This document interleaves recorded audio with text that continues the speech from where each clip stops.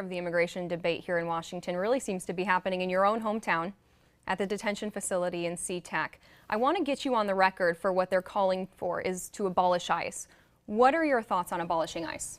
Well, I'm just starting to work on a bill right now. Actually, Pramila Jayapal is taking the lead on it, working with Congressman Pocan from Wisconsin, to basically break up ICE and reassign their responsibilities to other agencies. But the most important thing is to change the policies that are implemented by ICE. I mean, if you just get rid of ICE and name it something else.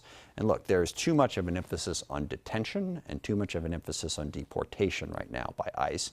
And of course, the most horrific example of this is the separation of families. But it's really not a huge improvement to take those families and incarcerate them together.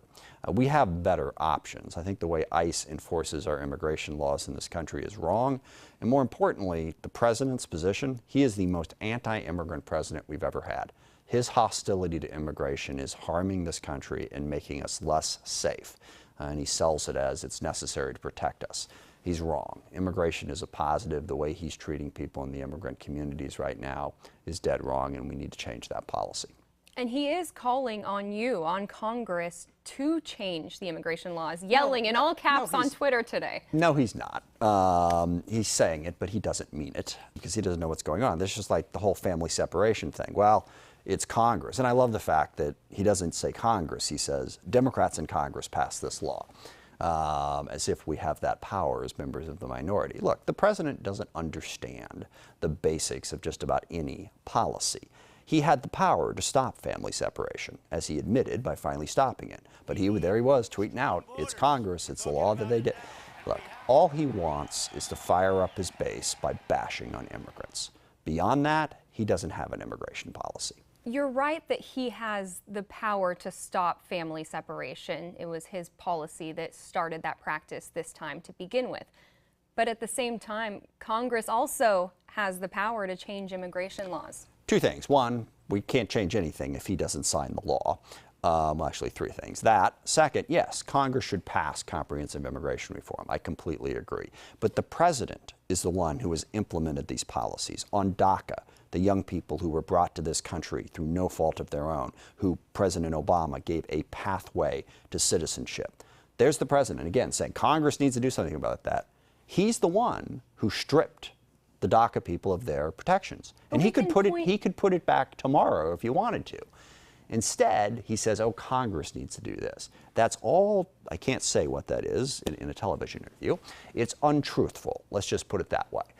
His policies, the policies he is choosing to implement, he could change on his own and stop terrorizing the immigrant community in this country. But don't you agree that Congress could also change laws as well? He could change his policies. I said that first, actually, that yes, Congress needs to pass comprehensive immigration law. I mean, comprehensive immigration reform. I mean, it's not complicated. A pathway to citizenship for the undocumented population. Eliminate privately run detention centers and get rid of the emphasis on detaining people. There are safer, more affordable ways, more humane ways to make sure that people show up for their immigration hearings than locking them up in places like the Tacoma Detention Center.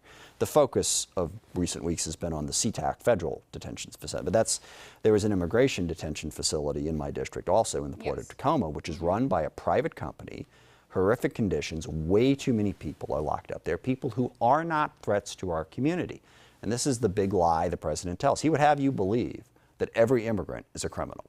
They're not. But could Democrats in the House, like yourself, come forward with proposals that would also have concessions that would get Republicans and even the president on board if we gave him the money for the border wall? No. Hard line. Look, no. You're misunderstanding my answer. Democrats absolutely can come together with reasonable immigration bills, and we have, repeatedly. In fact, it was a Democratic bipartisan bill that was getting ready to be brought up in Congress when the Republicans put these other bills out. They refused to give us a vote on that bill. Yes, we can come up with a reasonable bill that would be a sensible immigration bill.